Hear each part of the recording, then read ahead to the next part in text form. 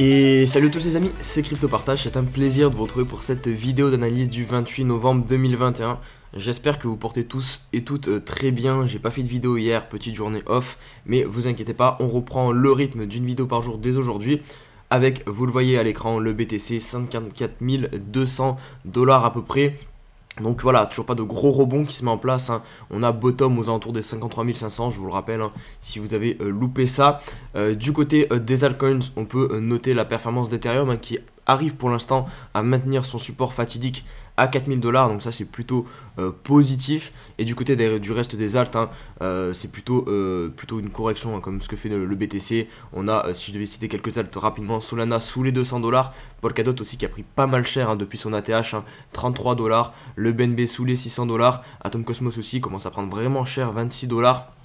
Et je conclurai avec le petit IGLD, voilà, je sais qu'il est pas mal apprécié, 420 $, et d'ailleurs je ferai un petit point sur lui sur la partie analyse technique. Toujours, n'hésitez pas à mettre un petit like à la vidéo pour aider au référencement, et pour les personnes qui découvrent la chaîne, bah, je fais une vidéo par jour, donc n'hésitez pas à vous abonner si mon contenu vous plaît, et me rejoindre sur les différents réseaux sociaux pour rester vraiment connecté, donc Twitter, Insta et le Discord. Allez, on rentre dans le vif du sujet. On va débuter par le Fear and Greed qui est dans la zone de la peur niveau 27 ce matin. Hier j'ai pas fait de vidéo, mais on est passé très rapidement donc dans la zone d'extrême peur carrément, donc niveau 21.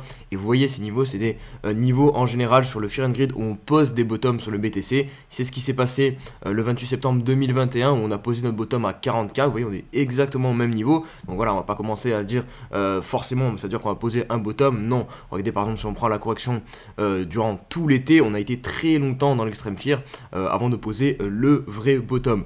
En tout cas, ce que l'on peut dire, c'est qu'en général, voilà, quand on est dans l'extrême fear, on se rapproche d'un bottom. Maintenant, est-ce qu'il sera à 54 000 ? Est-ce qu'il sera à 52 000 $? Est-ce qu'il sera à 50 000 $? Bah ça c'est toute la grande question. Mais voilà, nul doute que peut-être commencer un petit DCA dans cette zone-ci, ça peut être intéressant pour rentrer sur le BTC. MM Crypto qui nous partage sur Twitter cette figure, donc le biseau descendant, qu'on trouve très régulièrement dans les phases correctives d'un mouvement impulsif. Donc là vous voyez, c'est un mouvement impulsif, c'est une impulsion. Et derrière, comment on corrige en général, bah, dans une espèce de figure comme ça, avec deux obliques donc, qui se rapprochent l'une de l'autre, et elles finissent vraiment par se compresser, et en général le cours repart à la hausse. Donc c'est ce qui s'était passé avec la grande correction courant de l'été. Ici pareil avec la correction jusqu'à 40K, et là actuellement vous voyez la ressemblance, on est aussi dans ce cas de figure. Donc voilà, ça ne veut pas dire à 100% que ça se passera de la même manière.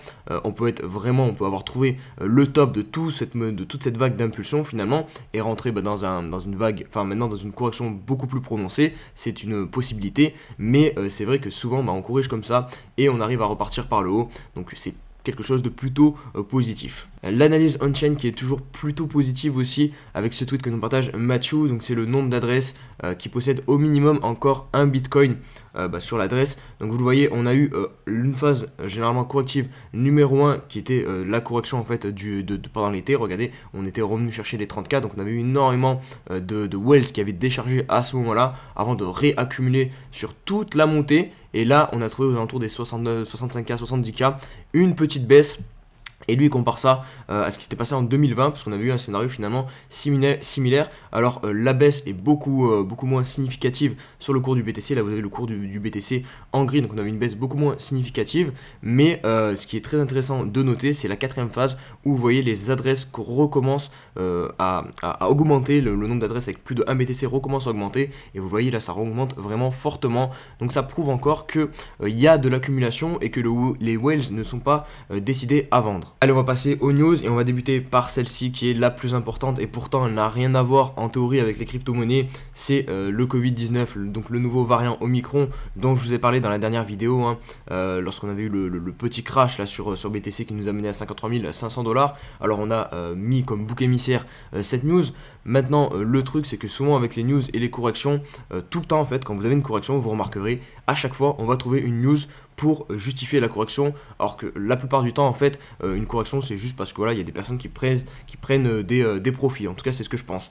Maintenant celle-ci c'est un petit peu différent parce que elle est quand même elle a un niveau d'ampleur plutôt costaud, puisque voilà, si tous les pays commencent à fermer leurs frontières, comme Israël, vous le voyez, c'est marqué ici, donc Israël va fermer sa frontière, ça va forcément impacter l'économie des pays, et la bourse, ça, bah, elle n'aime pas du tout, c'est ce qui s'était passé lors du crack de mars 2020. Maintenant, est-ce que ça va se reproduire de la même manière? Encore une fois, c'est très difficile de prédire, mais je ne vois pas comment la bourse pourrait continuer de monter si tous les pays se reconfinent, si l'économie est de nouveau à l'arrêt. Ça, c'est clairement un risque qui plane au-dessus de nos têtes, même si l'analyse on-chain, comme je viens de vous montrer, est bullish. Voilà, nul doute qu'il y aura un effet de panique et que le BTC pourrait aller beaucoup plus bas et le marché crypto dans son ensemble aussi. Donc ça, il faut qu'on le prenne en compte. En tout cas pour moi, encore une fois, je vous donne mon avis. Moi, je pense qu'il faut le prendre en compte dans sa gestion de portefeuille. Donc si vous êtes surexposé au marché crypto et pourtant vous ne devez pas l'être, hein, je pense, hein, je vous l'ai dit plusieurs fois dans les vidéos. Voilà, je tire pas la sonnette d'alarme quand il y a les problèmes. Hein, vraiment, je vous préviens à chaque fois avant. Il faut être exposé sur le marché crypto et avoir conscience des risques, hein, quand on rentre sur ce marché. Donc maintenant, voilà, si vous êtes trop exposé, bah, c'est dommage, vous devez sortir un petit peu et vous remettre en stablecoins alors qu'on a pris un moins 20% déjà sur le BTC. C'est dommage de le faire maintenant, mais il vaut mieux limiter la casse, je pense, que de se retrouver derrière avec un moins 50% qui pourrait peut-être arriver. Donc voilà, peser le pour et le contre. Voilà, enfin vraiment, c'est à vous vraiment de choisir qu'est-ce qui est le mieux pour vous, savoir si vous êtes prêt à encaisser potentiellement un moins 50% ou si vous êtes trop exposé. Voilà, ça c'est vraiment la question que vous devez vous poser, parce que je pense que vraiment il y a un risque, hein, et n'hésitez pas à me dire en commentaire, hein, voilà, je suis évidemment ouvert aux discussions, mais si tout cela s'aggrave, si ce variant vient à reconfiner les pays, je pense que voilà, on aura une correction beaucoup plus prononcée sur les crypto-monnaies. Et je vais conclure cette première partie avec deux petites news. Donc un terrain sur Decentraland qui se vend pour 2,43 millions de dollars. Donc voilà, l'engouement autour du métaverse n'est plus approuvé. Là vraiment, Decentraland qui est vraiment le projet qui a le plus profité pour le moment de la hype métaverse et qui se voit maintenant même ses assets sur son jeu se vendent 2,43 millions de dollars. C'est une sacrée somme. Et je terminerai avec la plateforme d'échange Binance de CZ, donc son fondateur Changpeng Zhao, qui quand il avait fait sa visite en France avait prévenu que le pays, que la France l'intéressait pour peut-être installer son siège social. On n'y avait pas trop cru, hein, surtout qu'il avait aussi annoncé quelques semaines ou quelques jours après qu'il pouvait s'installer en Irlande finalement. Et là, nouveau retournement de situation, puisqu'il vient de créer une SAS Binance France, donc immatriculée au registre du commerce de Nanterre, et dont le siège se situe à Montrouge. Donc est-ce que ça veut dire que vraiment c'est possible qu'il va peut-être implanter son siège social en France? C'est une possibilité. On verra si elle se réalise ou non. Je donnerai aujourd'hui le nom du vainqueur, donc du token des 500 $ de token CDK. Donc c'est le projet avec qui j'ai collaboré la semaine dernière. D'ailleurs, n'hésitez pas à aller voir la vidéo, même pour ceux en plus qui veulent participer au concours, à mettre un petit commentaire. Donc c'est une vidéo qui est sortie dimanche dernier, donc sur le projet Connect. Donc je donnerai le nom du vainqueur aujourd'hui, très certainement en début de soirée ou dans la soirée. Donc vous avez encore jusqu'à ce soir pour participer. Allez, on se retrouve dans l'analyse technique du BTC, et juste avant de rentrer un peu plus en profondeur dans celle-ci, je voulais vous partager cette petite observation que j'ai faite. Donc j'ai pris toutes les corrections qu'on a eues dans le marché haussier, donc dans le premier bull run qui nous a mené jusqu'au top à 65 000 $.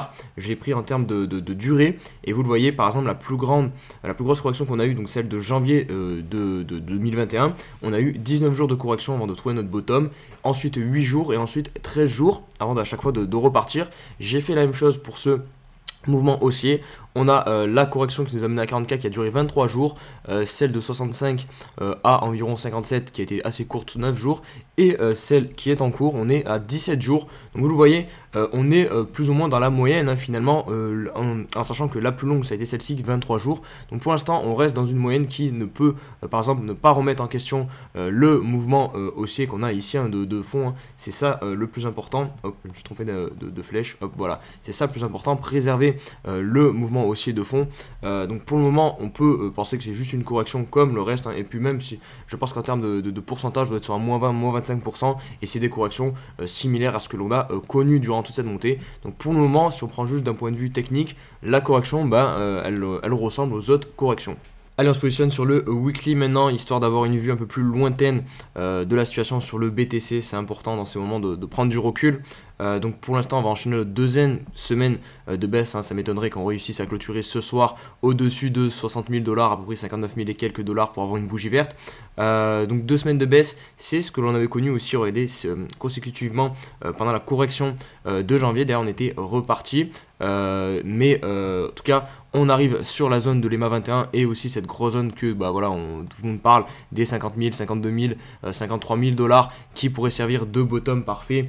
Et c'est vrai que voilà, ça ressemble plutôt à un bottom parfait. Si je vous mets Fibonacci, vous allez voir, hop, ça revient pile sur la zone des 0,61 aussi de Fibonacci, 51 000 $. Donc ça c'est clairement la zone parfaite et qu'il faudra en fait tout simplement, pourquoi on dit que c'est une zone parfaite, parce que c'est la zone que les acheteurs, ceux qui défendent cette tendance haussière ici là, doivent défendre, parce qu'ils doivent défendre ce point bas. Si on passe en dessous, on a un risque d'inverser la tendance du BTC et donc de passer en tendance baissière. Et évidemment, bah, c'est pas ce qu'on veut, hein. C'est un marché contrôlé par les bulls. Donc si jamais on passe en tendance baissière, c'est un marché contrôlé par les bears et donc un marché baissier. Donc pour le moment, vous voyez, c'est pas du tout une catastrophe, hein. Il y a rien, les points hauts sont toujours de plus en plus hauts. Donc voilà, il faudra juste se méfier de trouver bien notre bottom ici et de ne pas enfoncer ce point bas à 43 000 $ à peu près sur le BTC. Sur le RSI, on a aussi quelque chose d'intéressant. On a la trend ici qui avait relancé pour moi la phase haussière ici quand on l'a cassé. On est peut-être en train de venir chercher un backtest. Ici, on n'est plus très loin. On a aussi la zone de neutralité à 52 qui a servi beaucoup de fois de résistance ou de support. Vous voyez ici, elle a servi de support, ici de résistance, ici de support. Donc peut-être qu'on va revenir encore une fois chercher cette zone en tant que support. Donc voilà, on arrive vraiment sur une zone en termes de technique pas mal clé, où il y a vraiment de gros supports qui sont ici. Donc maintenant bah, on verra dans les prochains jours, dans les prochaines semaines, si cette zone va tenir ou non. Mais je pense qu'en termes de risque et de potentiel gain, c'est une zone pas mal intéressante pour se positionner, que ce soit pour du moyen terme, même pour du long terme. Je pense que c'est pas trop déconnant. Après pour du long terme, voilà, on aime bien dire qu'il faut accumuler dans des zones à plat. Donc voilà, là voilà, le bear market c'était clairement une belle zone pour accumuler. Là c'est clair que voilà, pour du long terme c'est peut-être un peu poussé de dire que c'est une bonne zone pour rentrer, mais voilà, pour du moyen terme, en prenant bien conscience qu'on peut aller plus bas, je pense que le risque gain potentiel peut être intéressant. Maintenant je remets pas en cause tout ce que j'ai dit sur le Covid. Attention, ça c'est vraiment quelque chose à part et que vous devez avoir tout le temps en tête quand vous investissez. De toute façon, vous devez savoir que des faits comme ça qui proviennent de l'économie réelle, ça peut arriver, ou même autre chose, hein, je sais pas, il peut y avoir un bug sur le code du Bitcoin et voilà, le moins 50% on se le mange. Donc ça c'est des faits que vous devez avoir en tête continuellement quand vous investissez de l'argent sur les crypto-monnaies. Je rajouterai à l'analyse un petit point négatif parce que là j'ai plutôt cité des points positifs, hein, je vais montrer beaucoup de supports, mais il y a quand même quelque chose de négatif, hein. C'est tout ce qui s'est passé au-dessus des 60 000 $. Là on avait du coup le gros top de marché de la première phase du bull run à 60 000 $. Qu'est-ce qui s'est passé ici? On réussit à passer au-dessus, à s'installer au-dessus. Regardez, on a eu plusieurs clôtures weekly et là on repère cette zone hyper importante des 60 000 $, on vient clôturer en dessous. Et ça je vous l'avais déjà dit dans les anciennes vidéos, ça pour moi c'est quand même pas très positif. Donc maintenant ce qui prime, ce qui est le plus important, c'est la tendance de fond. La tendance reste haussière, mais nul doute que quand si on a la chance d'avoir un retour sur cette zone à 60 000 $, je suis très curieux de voir comment va se comporter le cours, si on va réussir à passer facilement ou non cette zone. Mais pour moi voilà, il y aura de la résistance ici, puisque c'est clairement une zone clé. Les gens qui vendent ici, les bears, parce qu'il y a des bears, hein, pour avoir réussi à bloquer le cours ici d'un mouvement haussier qui a démarré à 3 000 $, bah, il fallait de la puissance. Pareil ici, ils ont réussi à reprendre la main et à réenfoncer le cours en dessous. Donc il faudra se méfier sur le retour de cette zone à 60 000 $. Allez, on va rentrer maintenant un peu plus en profondeur sur l'analyse du BTC en décortiquant le mouvement, notamment sur du 4 heures et du daily. Je vous reparle rapidement de la zone des 60 000 $, le fameux gros support. Ici, vous voyez, ça nous supporte, hop, hop, hop, hop. On perd le support, ça se transforme en résistance. Donc c'est pour ça que je vous dis, si jamais on revient chercher cette zone, pour moi, il faudra vraiment se méfier. Il y aura des turbulences, je pense. Et prendre des profits, bah, ça serait pas déconnant sur cette zone des 60 000 $ au cas où le marché se retourne vraiment en marché baissier. Je pense que c'est ici qu'on pourrait piéger pas mal de personnes, mais on n'y est pas encore pour le moment. Ensuite on a maintenant cette nouvelle zone de support à 55 500 qu'on a aussi perdu et qui une fois de plus se retransforme en résistance. Donc ça aussi c'est un niveau au niveau du très court terme qui sert de résistance. Vous voyez ici les mèches s'arrêtent pile sur ce niveau-ci.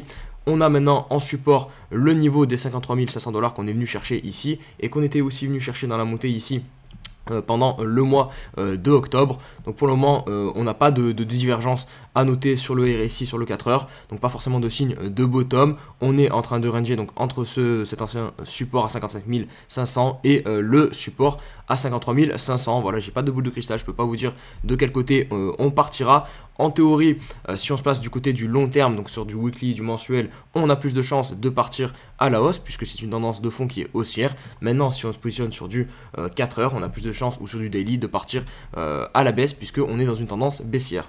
Et enfin, je vais conclure donc l'analyse par le daily. Il y a pas mal de choses intéressantes à noter. Donc toujours ce niveau des 60 000 dollars qui est aussi bien représenté ici. Hein. Au début, là, il marche en tant que support, maintenant en tant que résistance. Maintenant, on est posé aussi sur ce niveau qui est très important des 53 000 dollars qui a servi de top ici à toute cette phase haussière. Donc c'est pour ça que ce niveau est hyper important. On l'a backtesté aussi comme support ici. Donc vraiment, je pense qu'il ne faut pas vraiment descendre plus bas. On peut venir faire des mèches, mais des clôtures daily sous ce niveau-ci, ça commencerait vraiment d'un point de vue technique, hein, vraiment je parle, à être vraiment moche.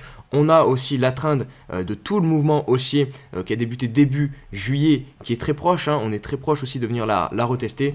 Donc vraiment on a pas mal d'indicateurs techniques qui se jouent maintenant ici. Il ne faut pas descendre plus bas en fait, vraiment, parce que sinon on pourrait vraiment mettre à mal d'un point de vue technique la tendance haussière de tout ce mouvement qui a débuté début juillet. On a aussi, vous le voyez, je l'ai mis en rouge ici, les moyennes mobiles. Ça pour moi c'est un indicateur, quand la bleue passe sous la rouge, la bleue c'est la EMA 21, la rouge la EMA 50, ça prouve aussi que le cours est potentiellement plus dans un marché baissier que dans un marché haussier, puisque dans un marché haussier, je vais vous montrer, hein, regardez, on a toujours la bleue au-dessus de la rouge, et regardez le signal comme il était parfait, par exemple ici, hop, la bleue passe au-dessus de la rouge et hop, on part pour une grosse correction. Donc des fois on a peut-être quelques petits signaux, quelques pièges, mais vous voyez c'est très léger, hein.